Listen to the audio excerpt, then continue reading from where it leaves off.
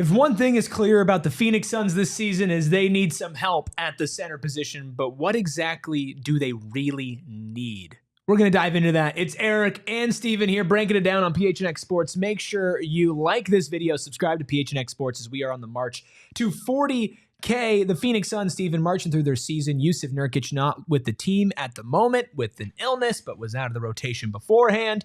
Oso Ighodaro, Mason Plumlee, those are your centers at the current moment, which has led a lot of Suns fans to talk about trades, rightfully so. And there are two names that, due to reports and just conversation, that Suns fans, Suns media are focused on. Nick Richards, and now adding into the fold is Duop Reath, right? One player's clearly better than the other, but they fill two different roles. In your opinion, for what their value would be and what you would need to trade for them, who would you rather the Suns get on their roster, a Nick Richards or a Duop Reath? I would still side with Nick Richards, and I'm sure that's the more popular answer, but it's not because either of the two is going to shift the entire context of the team. Absolutely not. These are both very marginal pieces that at their best should provide some stability and provide it with some youthfulness that the center group doesn't have, and provide it in a way in which it hasn't been from the players in the group that have preceded them, should one or both make it to the roster. So speaking from that perspective with Nick Richards, I think him having size, but him also having athleticism in tandem with that size, and being able to do a lot of the marginal things that they'll need offensively, providing a little bit of vertical spacing, obviously being able to roll and not just be a short roll threat, but be a deep roll threat to where he should have a semblance of gravity to complement the spacing that the Suns have. And then defensively, being able to play an active drop coverage and maybe potentially having some versatility that could be squeezed out of him as well that we haven't seen if he's in the Suns context. Well, if you look at it just on paper alone, the answer is clearly Nick Richards. Just for this season alone, about 9 points, 7.5 rebounds, a little bit over an assist per game, shooting over 56% from the field. Those are really good numbers for a backup, right? He started 9 games. He's come off the bench for a total of 12 games, 21 games played so far this season. You look at Duop Reath's stats, and Nick Richards, to go with those stats, is 7 foot 245. Duop Reath is 6'9", 245, right? So does not solve the size issue for the Suns. And stats this season, 2.6 points per game, 1.1 rebounds per game, 37% from the field. Not good. Not good. But Go ahead, you got it. Last season, 20 games started, 68 games played, 9 points per game, 3.7 rebounds per game, and he was shooting threes. He was shooting 35.9% from the field, taking almost 4 a game, 3.6 per game. And that is the element of, listen, I put a tweet out there, I got a whole lot of crap for it, where I was saying, I'm kind of leaning towards Reath right now, if solely because of the assets you have to give up. Because Reath this season, statistically and size-wise, doesn't solve problems for the Suns. But Mike Budenholzer's system, a lot of times in the past, have been predicated over big men that can shoot threes. Kevin Durant falls in that mold. Oso and Mason don't. So you would be adding a center option that can stretch the floor, and almost more importantly, a center option that can play with your other 2 center options that are on your team right now. I get interested thinking about Duop, Oso, KD at a 3-4-5. The smarts, the versatility, the shooting, the defensive prowess there as well. Like that type of size combination can cover up for a Duop Reath. At the end of the day, the answer is both, right? You want both. But I think what can kind of be the differentiator and why the Suns are reportedly interested in Duop is the price of Nick Richards. Because, Steven, in the NBA, when a team knows that you're desperate, the price of the brick goes up, man. Like, Nick Richards' price is going to be higher, especially for the Suns, than probably other teams asking. You're talking about Josh Okogie, because no team wants Yusuf Nurkic. So a valuable member of your team that does play, and at least 1 second-round pick. You're probably looking at 2 or 3, right? And if you trade 3, that's all your second-round picks. For a player that, quite frankly, fills a lot of needs, but isn't worth a playable NBA player in 3 second-round picks when you don't have that many picks. So to me, when you look at Duop, you think, okay, you maybe have to give up like a conditional second-round pick in Bol. It does seem like the more likely and also an easy fit as well.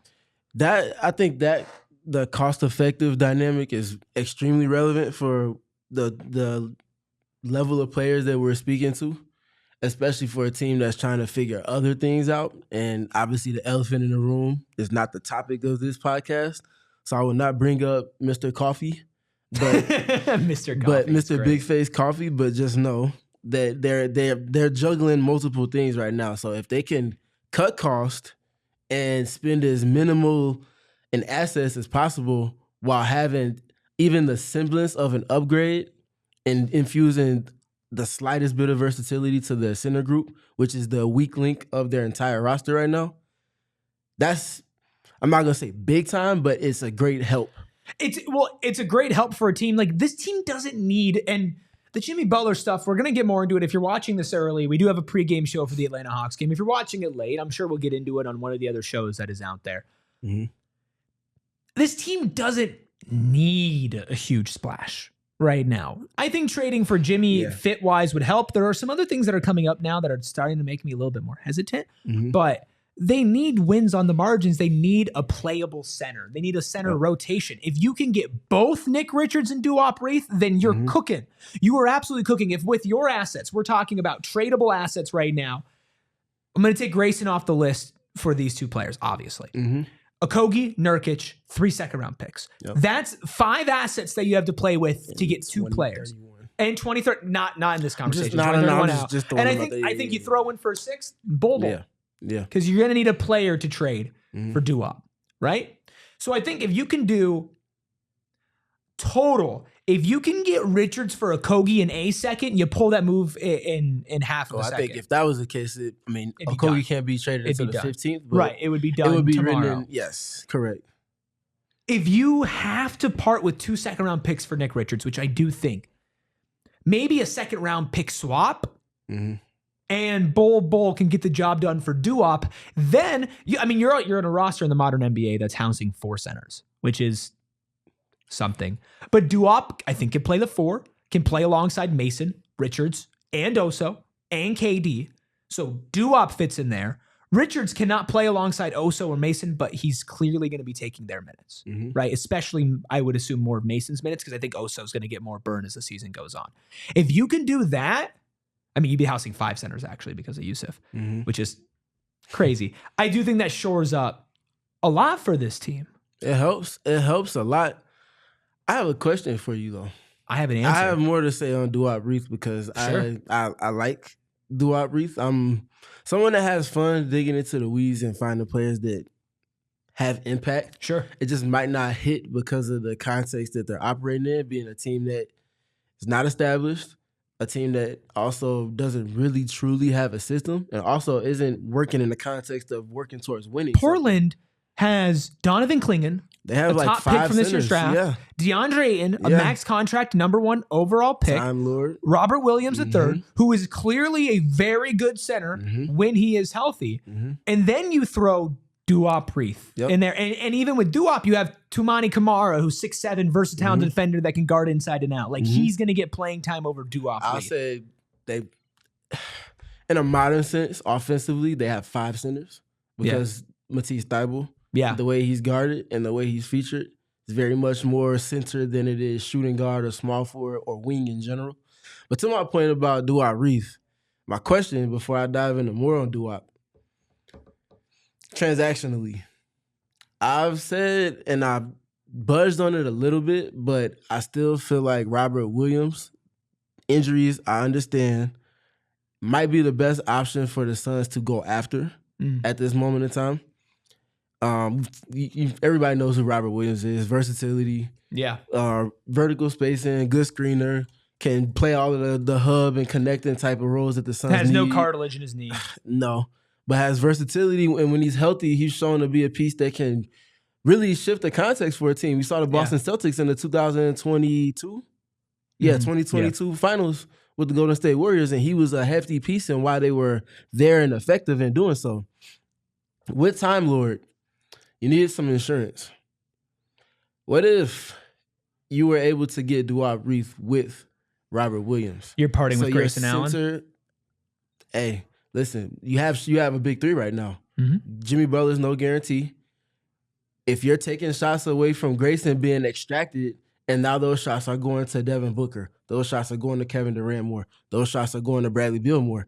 You're paying those three. The payroll that your team has is because of those three. Yeah. So you're not going to argue, about those three taking more of those shots. That's what the premise of your roster is constructed off of. So you have to cut with something you don't necessarily want to get something that you really do truly need. If you're able to get a center like Robert Williams and his caliber to go with everything that you've already seen with Oso, and to also get what we're speaking to with Duop Reath, which again I still have more to speak to, that trio of those three, obviously you're now with 5 centers, which is not ideal in any capacity, but you don't have to play Nurkic, and you figure out what you can do transactionally to get something in exchange for him, whatever that might be. And that works. That worked. Grayson Allen for Robert Williams and Duop Reath. Not only does it work, it saves the Suns $1.1 million on the cap. Look at me. I mean, yeah, it definitely works. I think it's tough because you are hemorrhaging a pretty good asset in Grayson Allen. And maybe it's a conversation for me and you to have another day talking about Robert Williams. But you said you had more on Duop Reath. Let's wrap it up with your final thoughts about Mr. Duop. 21 players took, was it 3? 21 centers took 3 or more 3-point attempts a game last season. And that's per NBA.com. Extrapolate about 7 of those players because those are players that just spend time playing center. They're not true centers.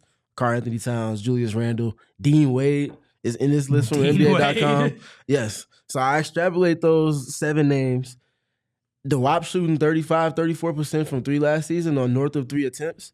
He shoots them confidently enough. He shoots them often enough that makes him enough of a threat. He's not going to get the same respect that Grayson Allen does when he's shooting the 3. But in the Suns' context, from the center position, if he's setting a screen for Devin Booker, Kevin Durant, Bradley Beal, and teams are overloading and putting 2 to them, instead of always having to play into the role, if you have a pop piece or a piece that can ghost those screens and shoot viably and shoot confidently, it hits different. And in addition to that, he also does a whole lot of the hub work, connecting actions, dribble handoffs, being the pressure release, playing on the short roll. He can do all of these things and give you a viable 3-point shooting. I think the Suns' offense is sorely and desperately in need of some 3-point spacing from their center group. And if you can get that in tandem with the skills that you already have as a premise for that position, I think Duop could look a lot better in the Suns context than people are giving him credit for. I think Duop's going to be one of those players that if they trade for him, you're going to look at the stats and you're going to think, what the hell?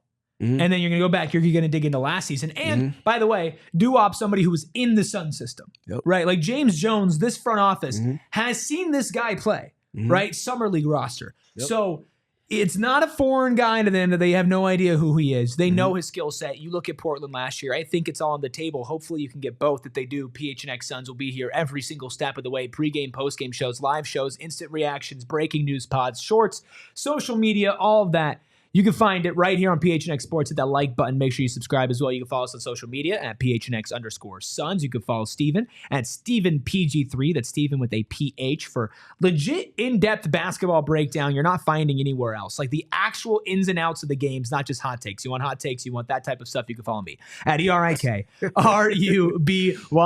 on social media. We appreciate all of you tuning in. Catch our pregame and postgame shows. We'll see you around.